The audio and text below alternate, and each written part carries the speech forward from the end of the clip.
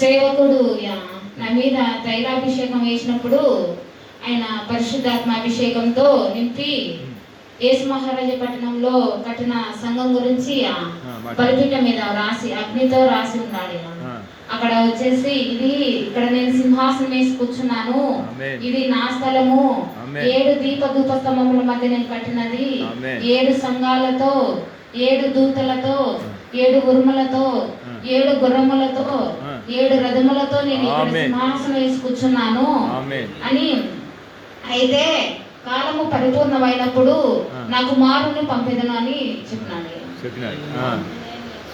వేరేమో చూసినారు దర్శనంలో, వేరే ఏం చూసినారు? చూసింది అది వేరే బలిపీఠం మీద అగ్నితో రాసి ఉన్నది. బలిపీఠం అంతా మండుతోంది, చుట్టూ మండుతోంది. మధ్యలో ఆ వాగ్దానం రాసి ఇచ్చినాడు. హల్లెలూయా. హల్లెలూయా.